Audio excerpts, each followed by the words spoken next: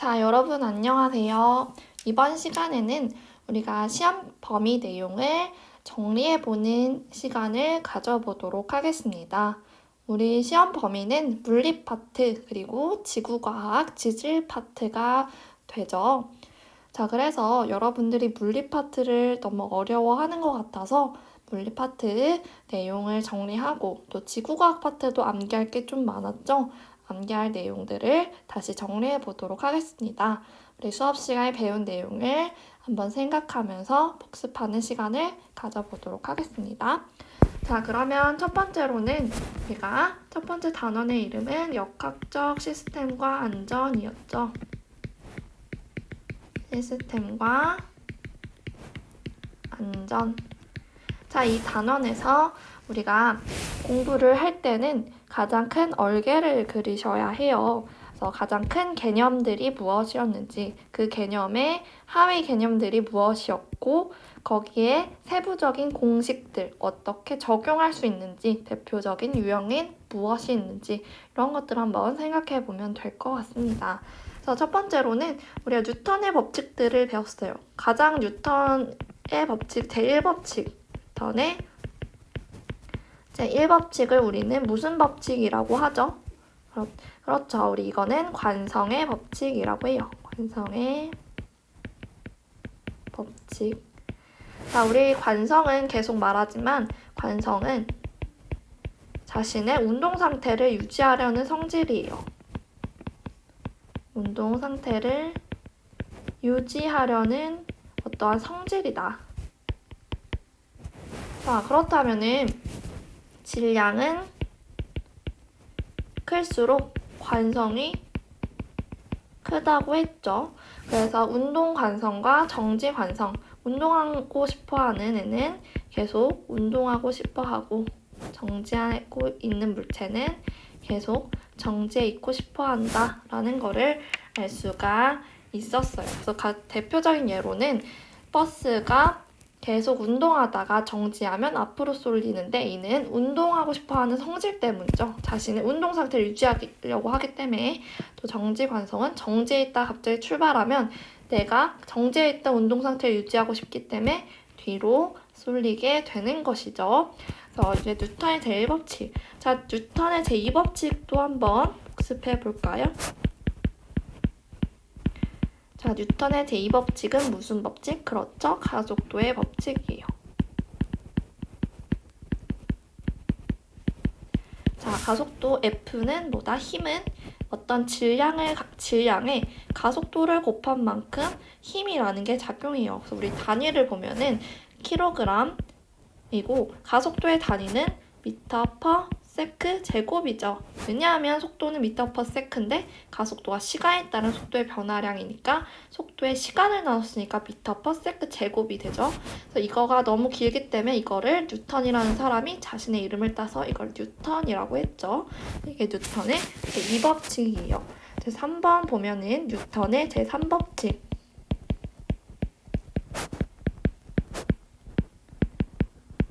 자, 무슨 법칙일까요? 내가 작용한 힘만큼 반대 방향에서 힘의 크기는 같고 방향이 다른 법칙, 작용, 반작용 법칙이요. 작용, 반작용 법칙. 작용, 반작용 법칙이다. 그래서 이런 식으로 알 수가 있고, 그래서 A가 B에 가해진 힘은 방향은 반대이고 B가 A한테 가해진 힘과 같다. 즉, 크기는 같고 방향이 반대이다. 라는 걸 알 수가 있어요. 대표적인 예를 보면은 지구가 있고 질량을 갖고 있죠. 지구라는 질량을 갖고 있고 사과라는 어떤 사과의 질량이 있겠죠.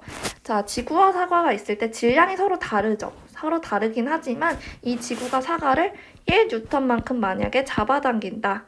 그럼 질량이 달라도 사과는 지구를 몇 뉴턴만큼 잡아당길까요? 마찬가지로 작용 반작용 법칙에 의거해서 1뉴턴만큼 잡아당기고 방향이 당연히 반대 방향으로 잡아당기겠죠. 이게 뉴턴의 제3법칙이 됩니다. 그래서 이런 것들을 알아줘야 되고, 자, 그 다음에 이제 넘어가서 이제 운동량, 충격량에 대해서 알아보도록 할게요. 그래서 운동량, 충격량. 그래서 자, 첫 번째로는 운동량. 자, 운동량 모멘텀이라고 하는데 우리 뉴턴이라는 과학자가 자신이 가장 좋아하는 알파벳인 P를 의미로 설정을 했어요. 그래서 P는 mass, 질량 곱하기 velocity, v, 속도이다 라고 운동량이 표현이 됐었죠. 그리고 운동량은 벡터라고 했어요. 벡터. 즉 벡터가 뭐냐면 크기와 방향을 갖는 걸 벡터라고 해요. 자, 그래서 운동량은 방향을 갖고 누구의 방향을 따르냐면 속도의 방향을 따르죠. 그래서 운동량은 질량 곱하기 속도이다. 질량은 킬로그램이고 속도의 단위는 미터 퍼 세크. 이런 식으로 되니까 운동량의 단위는 킬로그램 미터 퍼 세크로 나타낼 수가 있겠죠. 그래서 크기 그리고 방향 구하는 방법 알고 있어야 돼요. 그래서 선생님이 예시를 들어줬었죠. 예를 들어 500g 질량의 어떤 공이 10m per sec로 서쪽으로 운동할 때 혹은 1kg 공이 예를 들어 10cm per sec 동쪽으로 운동할 때 자, 각각의 경우를 어떻게 구하면 될까요? 500g 몇 킬로죠? 0.5kg 곱하기 10m per sec 곱하면 되겠죠? 10m per sec. 자, 그러면 이거는 답이 5kg 미터 per sec 어디 쪽으로? 서쪽으로 운동한다 라고 쓰면 되겠죠. 그래서 크기와 방향을 구해준다. 크기와 방향을 이렇게 구하면 되고, 자, 그 다음에 얘는 1kg 10cm per sec는 몇 미터? 0.1m per sec이니까 이거는 0.1kg 미터 per sec 동쪽으로 간다 라고 이렇게 답을 도출할 수가 있겠죠. 이런 식으로 알고 있어야 합니다. 자, 그래서 내용들을 다시 지워보고 자, 내용을 지우겠습니다.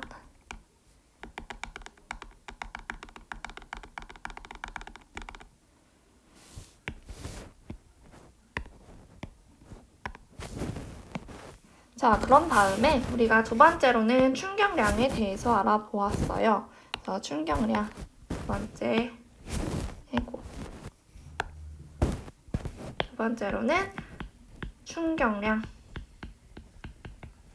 자, 충격량 임펄스라고 합니다. 임펄스는 뭐 곱하기 내가 충격을 준 만큼의 힘 곱하기 힘이 가해진데 걸리는 시간이에요. 자, 이것도 마찬가지로 크기와 방향을 갖는 벡터라고 했죠. 벡터이다. 충격량의 방향은 힘의 방향을 따른다. 자, 그래서 단위를 보면 힘은 뉴턴의 단위를 갖고 시간은 세크, 세컨드의 약자, 세컨드. 그래서 세크라고 읽는 거예요. 그래서 세크, 시간의 약자, 세크를 갖는다. 그래서 뉴턴 세크. 그래서 충격량의 단위를 알 수가 있었죠. 방향은 힘의 방향을 따른다. 자, 그 다음에 이제 중요한 것이 우리 충격량은 뭐랑 같다? 운동량의 변화량과 같다고 했어요. 너무 중요한 얘기죠. 운동량의 변화량과 같다. 이거를 어떻게 유도해봤죠? 유도하기. 뉴턴의 제2법칙을 토대로 유도를 할 수가 있어요. 뉴턴의 제2법칙은 F는 ma다. 그렇기 때문에 A는 m분의 F가 되죠. 이런 식으로 쓸 수가 있고, 자, 이 가속도는 우리 정의를 보면은 가속도는 시간에 따른 속도의 변화량이에요. 자, 우리 가속도로 다시 돌아가면은 시간에 따라서 속도가 얼마만큼 변했는가, 즉 얼마만큼 가속도가 붙었느냐인 거죠. 그러니까 이 정의를 토대로 시간에 따라서 속도의 변화량을 이렇게 가속도식을 나타낼 수가 있어요. 그러면 지금 요 식이 같다고 된 거니까 두 개 곱해주면은 ft는 m v2-v1이다. 얘는 m v2-m v1이다. 라는 식을 얻을 수가 있겠죠. 그래서 이걸 토대로 우리는 얘는 충격량은 운동량의 변화량과 같다라는 거를 유도해 볼 수가 있었죠. 그래서 이런 식으로 알 수가 있었고, 자, 그 다음에 이거와 관련된 예제 문제를 한번 알아볼게요. 예제 문제.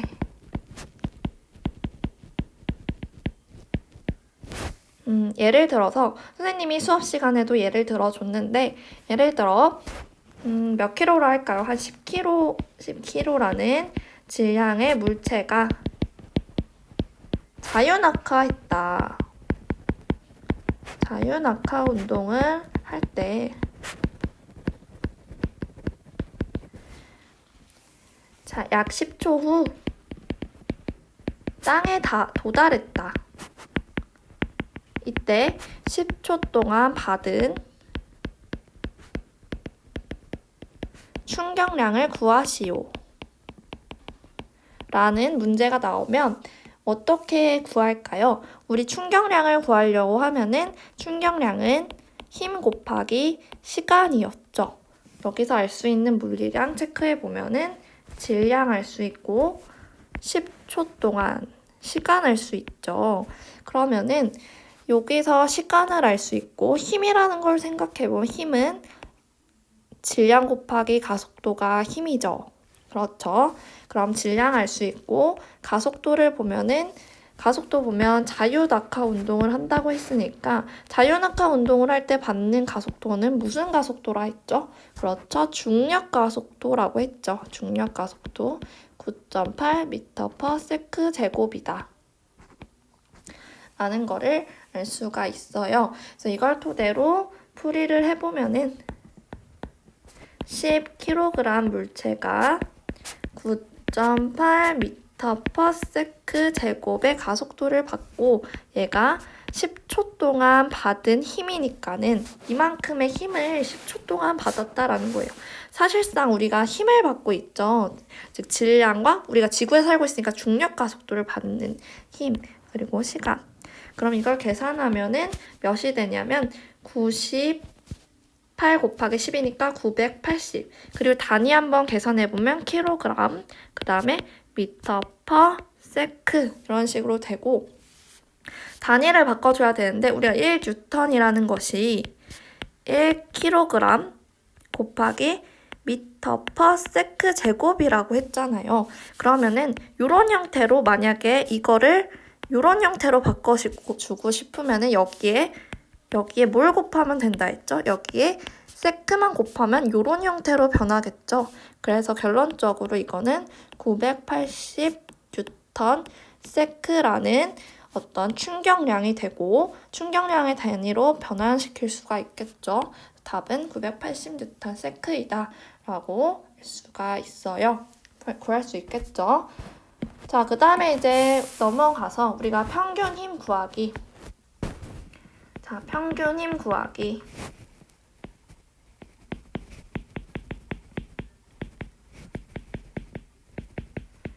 자, 우리가 평균 힘을 구하는 이유는 뭐예요? Y축, X축, 그리고 마찬가지로 Y축, X축에서 힘, 시간 이렇게 됐을 때 얘는 시간에 따라서 힘이 일정할 때 얘는 힘이 일정하지 않을 때 경우인데 만약 시간에 따라 일정하면 이런 식으로 힘이 일정하지 않으면 이런 식으로 나타난다 했었죠. 자, 여기서 우리 면적 만약에 예를 들어 얘가 5초라고 하고 얘가 10뉴턴이다. 그럼 여기서 면적은 충격량을 의미하고 충격량 50뉴턴 세크 이런 식으로 되겠죠. 마찬가지로 여기서도 면적은 충격량을 의미해요. 자, 여기서 넓이를 구하라는 문제는 절대 안 나와요. 근데 나중에 이거 적분을 토대로 구할 수가 있고, 이 적분한 거를 구하는 거는 이제 나중에 뭐 물리 1, 물리 2 시간에 배우겠죠. 아무튼 이런 식으로 구할 수 있고. 자, 그러면 1번에서 힘이 일정할 때는 힘이 일정하기 때문에 평균 힘을 구할 필요가 없죠. 왜냐면 여기서 평균 힘은 10N이라는 평균 힘이 있기 때문에. 근데 여기서는 보면은 예를 들어 여기서는 뭐 20N의 힘이 피크로 받고 여기서는 뭐 10N의 힘이 있고 여기서는 0. 그러니까 힘이 각각 다르기 때문에 지금 얘가 여기 자체에서 받는 평균 힘이 무엇인지에 대해서 알 필요가 있죠. 여기에선 도대체 어떤 평균적인 힘을 받는가. 그러면 평균 힘을 구하려고 보면은 우리가 어떻게 하면 된다 그랬죠?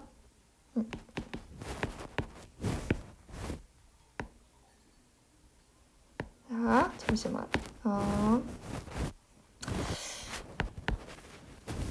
자, 그래서 평균 힘을 구하려고 보면은 우리는 그림이 잘 안 그려지는데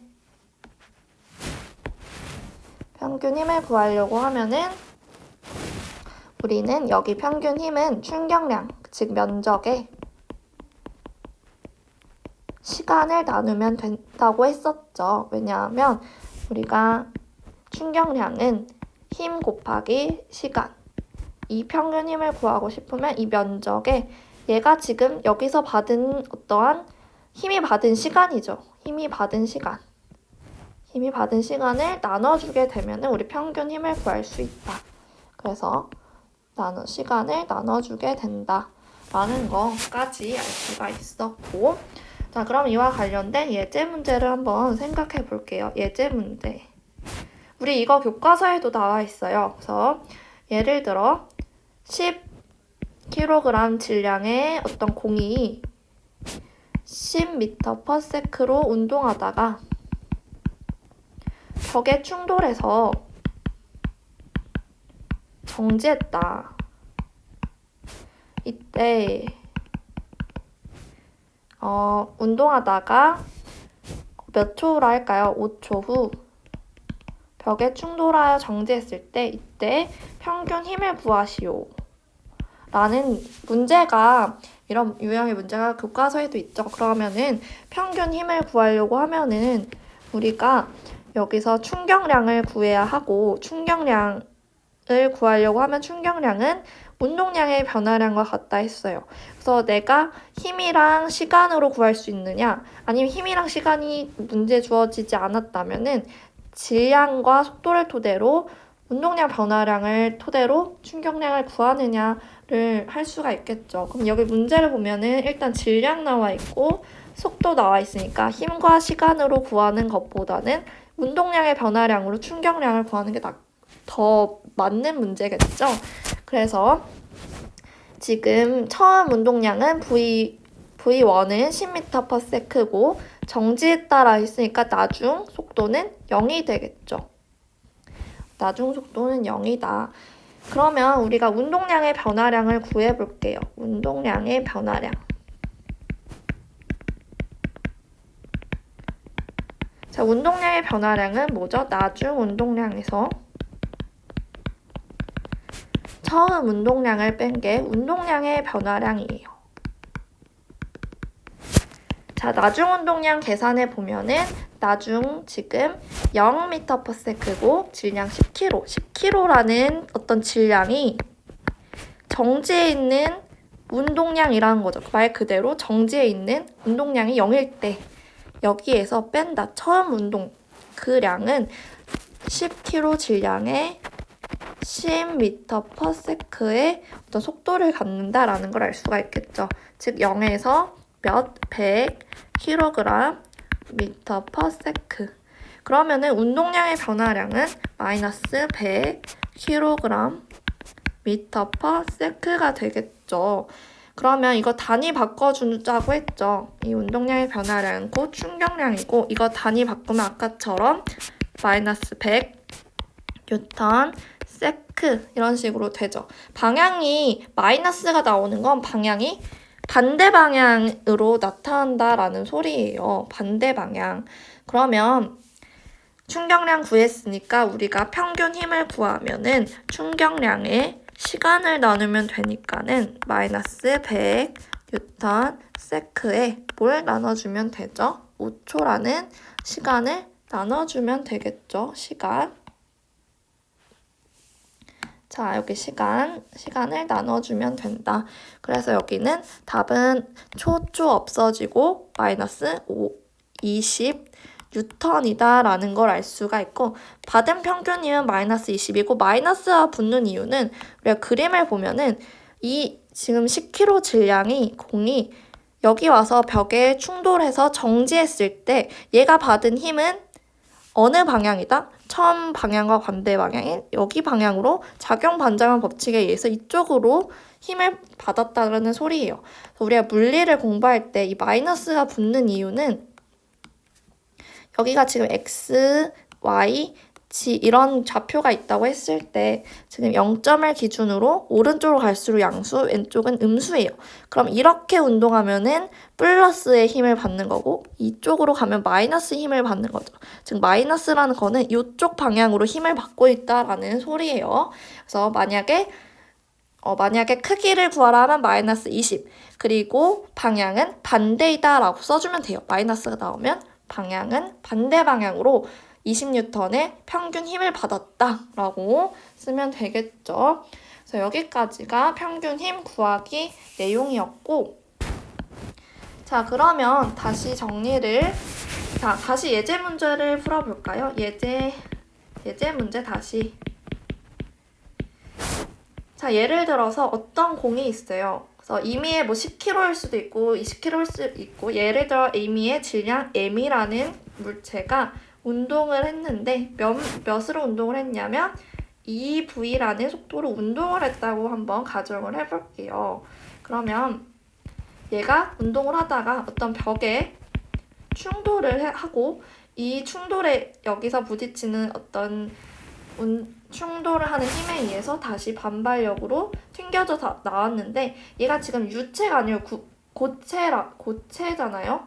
그러니까 유체라는 말은 기체나 액체 상태가 아닌 고체이기 때문에 질량이 변할 리가 없죠. 질량은 안 변하고 그러면 속도는 감소되겠죠. 부딪혀서 나오니까. 그럼 V라는 속도로 부딪혀서 나왔다고 한번 가정을 해볼게요. 그럼 여기서 받은 충격량을 구하시오. 이렇게 나와 있으면 한번 생각을 해봅시다. 이거 어떻게 구할까요? 예를 들어서 우리가 충격량은 운동량의 변화량인 거니까 운동량의 변화량은 나중 운동량에서 처음 운동량을 빼면 된다 있죠. 자 그러면 지금 나중 운동량은 어떻게 돼요? 얘가 지금 나중 운동량이 되겠죠. 우리 임의로 이 글씨 쓰기 굉장히 귀찮기 때문에 이거 P2 나중 운동량이라고 할게요. 처음 운동량 P1. 자, 우리 이과는 좀 이렇게 글씨 쓰거나 글이 많은 걸 굉장히 싫어해요. 그래서 뭐든지 다 수식으로 바꾸기 때문에 물리책을 보거나 수학책을 보면은 굉장히 수식이 많아요. 그거는 이 물리학자나 수학자들이 굉장히 귀찮아서이기 때문이에요. 이렇게 글씨를 쓰는 거는 너무 귀찮아서 이게 한 권의 책을 한 줄로 만들 수 있는 능력이 있습니다. 이과 친구들은. 아무튼 그러면 나중 운동량은 어떻게 구하냐면 MV가 되겠죠. 자, 근데 우리 방향 따져야겠죠. 우리가 자, 선생님이 지축을 알려줬는데 우선은 2차원적인 좌표 말고 1차원적인 좌표로 한번 볼게요. x, y라고 했을 때 여기가 0점이면은 플러스 마이너스. 그럼 이쪽으로 가는 운동은 무슨 방향? 마이너스 방향이죠. 그러면 방향은 마이너스가 붙어야겠죠. 그쵸? 그 다음에 처음 운동량을 보면은 처음 운동량은 질량 곱하기 속도니까 이 MV라는 운동량을 갖고 방향은 이쪽 방향이니까 플러스겠죠. 플러스. 그 다음에 나중에서 처음을 빼니까 얘는 빼기 마이너스로 하면은 답은 마이너스 3MV라는 어떤 충격량을 갖고 다니는 뉴턴 세크 라는 단위를 가질 수가 있겠죠. 그래서 이거를 특정한 어떠한 임의의 값을 대입을 해보면 질량이 예를 들어 10km다. 속도가 10m/s다. 라고 가정을 해보면 그럼 이 부위는 20m/s인 거죠. 그리고 얘는 10kg. 그리고 얘는 10m/s라고 하는 거예요. 만약에 질량이 10kg라고 가정을 하고 속도가 10m/s라고 가정을 하면은 그래서 답은 이 MV가 나오는 거는 그냥 어떤 임의의 값을 넣으면 되는 거예요. 그래서 마이너스 3 곱하기 10kg 곱하기 10m/s 라고 하면은 답은 마이너스 300 kg m/s 뉴턴 세크니까 뉴턴 세크 이렇게 나오게 되겠죠. 그래서 여기서 충격량은 어떤 특정 값을 주게 되면 이런 식으로 나타낼 수 있고 방향은 반대 방향이죠. 왜냐하면 이쪽으로 하니까 방향은 반대고 300 뉴턴 세크의 충격량을 갖는다라는 거를 알 수가 있습니다. 그리고 넘어가서 어떤 내용을 또 배웠냐면 우리가 충격량 그래프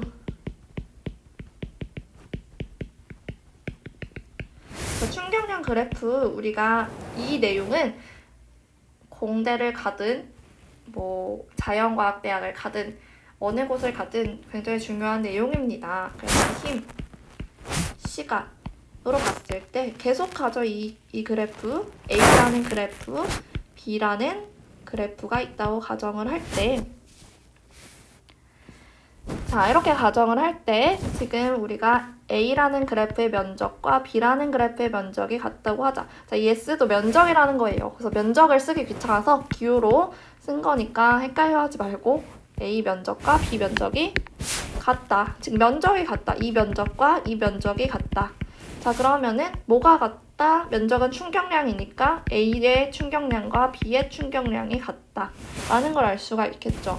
두 번째로는 시간을 비교해 볼 거예요. 시간은 누가 더 길다? 당연히 B라는 그래프의 시간이 더 길죠. B가 이만큼 받았으니까 A는 이만큼이고 B라는 그래프의 시간이 더 길고 그 다음에 힘은 어떨까요? 우리가 충격량은 FT에서 시간이 길기 때문에 B의 시간이 길면 힘은 B가 더 작아지겠죠. 그래서 A의 힘이 더 크고 B의 힘이 더 작다라는 걸 알 수가 있고 이러한 원리의 대표적인 걸로는 시간이 길게 만들수록 힘을 작게 만든다. 즉 충격력을 작게 만든다라는 거예요. 그래서 뭐 예시로는 계속했듯이 에어백, 글러브, 체조 매트 이런 것들이 있어요. 그래서 이걸 문제하면은 역으로 이런 걸 물어볼 수 있겠죠. 에어백, 글러브, 체조 매트의 원리는 무엇인지 충격량 공식을 토대로 설명하시오. 라고 하면은 여러분들은 이렇게 INFT에서 시간을 길게 하기 때문에 힘을 작게 하는 원리이다. 라는 거를 쓰면 되겠죠. 그래서 여기까지가 물리 파트 내용이었습니다.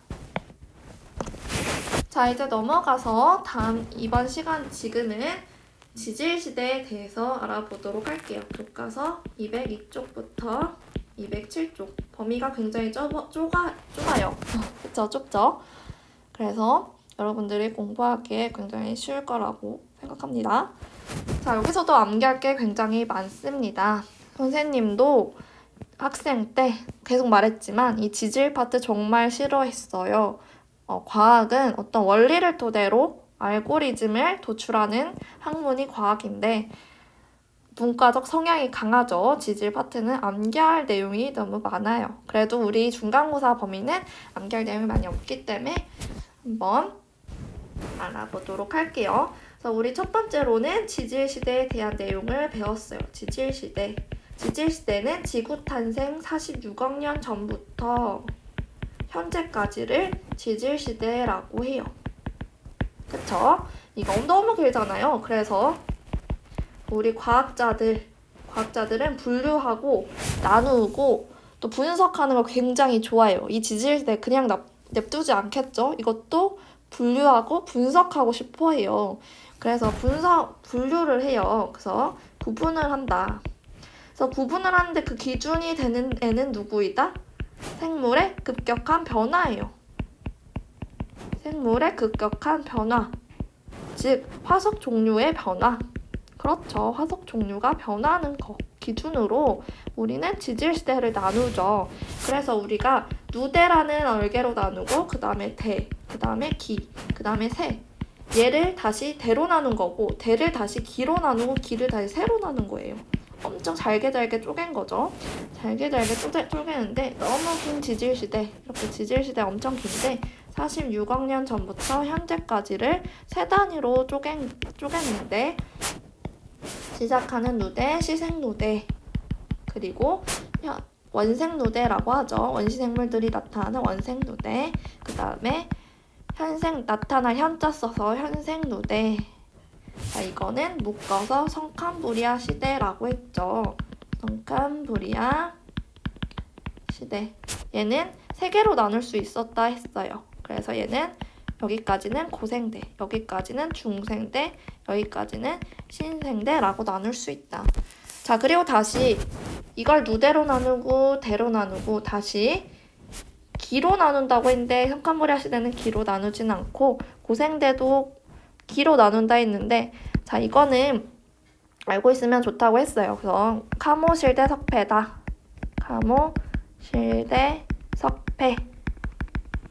중생대는 트지백이다. 신생대는 얘가 1기, 2기였으니까 얘는 제3기, 제4기로 이렇게 나눠본다라고 했어요. 그래서 캄브리아기, 오르도비스기, 실루리아기, 대봉기, 석탄기, 페른기, 트라이아스기, 쥐라기, 백악기, 그리고 얘는 제3기, 그리고 얘는 제4기로 나눠진다. 그리고 나서 세 단위로도 너무 과학자들 너무하죠. 이 캄브리아기를 다시 세 단위로 나눌 수가 있어요. 그래서 여기까지 이렇게 우리 지질시대를 나눠볼 수 있다라는 거 알 수가 있었습니다. 자, 그리고 여기서 대략적인 연도를 알고 있으라고 했죠. 대략적 연도 알고 있기.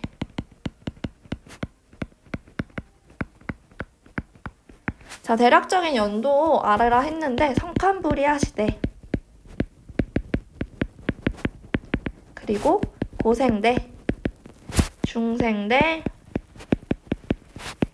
신생대 이렇게 있을 때 성캄브리아 시대에는 언제부터 언제까지? 지구 탄생 46억 년 전부터 현재까지가 아니라 5억 4천만 년 전까지를 우리 성캄브리아 시대라 했고, 고생대는 5억 4천만 년 전부터 2억 5천만 년 전까지라고 했어요. 자, 그 다음에 중생대는 2억 5천만 년 전부터 6,600만 년 전까지. 신생대는 6,600만 년 전부터 현재까지라고 했어요. 그래서 현재까지다 라고, 이거를 왜 대략적으로 알고 있으라 하냐면, 예를 들어서 5억 년 전에 산출되는 화석은 2억 년 전에 산출되는 화석은 하면은 5억 년 전이 언제지? 라고 생각할 수 있잖아요. 근데 이거를 만약 외우고 있으면 맞아, 5억 년 전엔 고생대였지. 고생대는 삼엽충이야. 알 수 있죠. 2억 년 전 언제였지? 보면 2억 년 전은 중생대였지. 중생대는 암모나이트야. 라는 거를 바로 캐치해낼 수가 있죠. 그래서 이런 걸 캐치하기 위해서 대략적 연대를 알고 있으라고 했어요. 자, 이제 넘어가서 이제 우리가 지질시대를 알아봤고, 두 번째 화석에 대해서 알아볼 거예요. 화석의 정의. 자, 우리 계속 반복하지만 화석은 뭐냐면 어떤 지질시대 때 살았던 생물의 유해나 흔적이에요. 흔적이 굳어져서 만들어진 거. 자, 그러면 우리가 옛날에 지질시대, 그러니까는 옛날에 살았던 어떤 생물의 유해, 흔적이 굳어진 게 화석이다. 우리 이렇게 장난으로도 하잖아요. 대학교 가면은 엄청 고학년 선배들 화석학번이라고 하는데, 이 화석학번인 이유는 옛날 사람들, 이라는 건데 이런 옛날 시대에 만들어졌던 유해나 흔적이 굳어진 거라고 해서 그 우스갯소리로 이런 얘기를 한답니다. 그래서 여기서 생물의 유해는 무슨 화석이라고 했어요? 몸 자체가 화석이 되는 이거는 몸체 화석이라고 했어요. 몸체 화석. 얘는 그쵸, 흔적 화석이다 라고 했어요. 몸체 화석, 흔적 화석. 자, 이 몸체 화석의 대표적인 예로는 누가 있어요? 공룡뼈 혹은 뭐 매머드 이런 것들이 대표적으로 될 수가 있고, 흔적 화석은 공룡 발자국 혹은 새 발자국. 즉, 이 흔적이 뭐냐면 어떤 생명 활동에 그러한 흔적들이 굳어진 거예요. 그래서 예를 들어 여기가 지층이면은 얘가 공룡 발자국이 이렇게 눌려서 이런 식으로 얘가 없어지겠죠. 그래서 공룡 발자국이 우리가 찰흙 같은 거를 토대로 이렇게 눌린 그런 구조를 해봤죠. 그래서 얘가 굳어져서 만들어진 거. 그런 게 흔적 화석이다. 몸체는 그 자체가 화석이 된 거라고 했고요. 그래서 두 번째로 보면은 자, 우리 정의를 알아봤고, 두 번째로는 생성 조건, 암기하고 있으라고 했죠. 생성 조건, 암기. 자, 우리 상식적으로 생각해 봤을 때 첫 번째로는 첫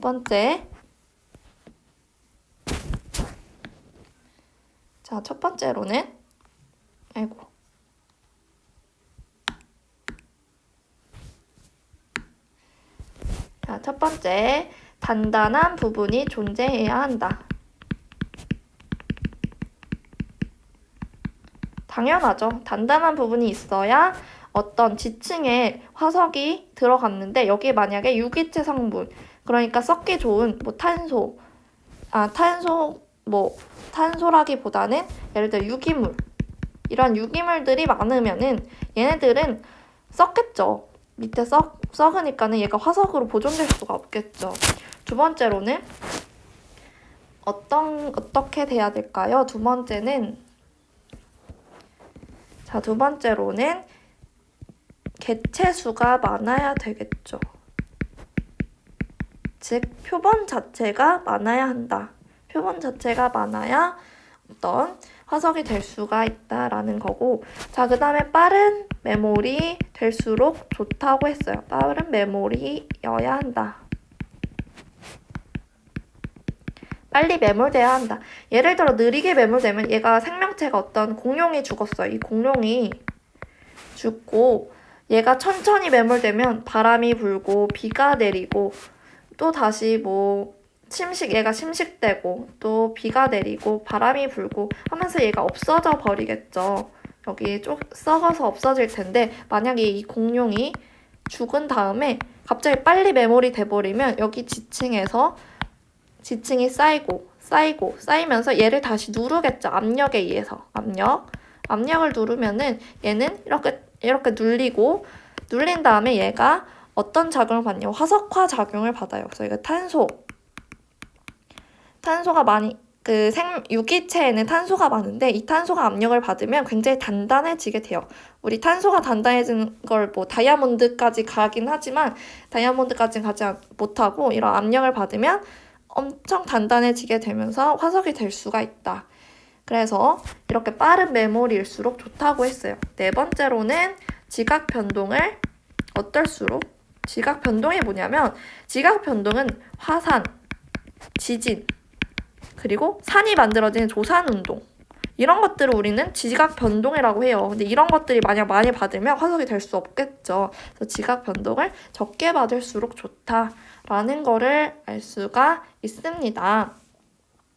자, 그래서 여기까지 화석의 생성 조건이었고, 자, 이제 마지막으로 세 번째로는 화석의 종류에 대해서 알아볼 거예요. 화석의 종류. 자, 그래서 우리가 어떤 화석이 있다 했죠? 지질시대를 대표하는 표준 화석. 두 번째, 어떤 특정 환경을 대표하는 시상 화석이 있다고 했어요. 그래서 정의를 보면은 표준 화석은 특정 지질시대 대표하는 화석이다. 표준이 되는 화석이구나. 특정한 지질시대를. 그러니까 얘가 고생된지 중생된지 신생된지를 구분시켜주는 게 표준 화석이고 시상 화석은 어떤 특정 환경을 대표하는 화석이에요. 대표하는 화석이다. 알겠죠?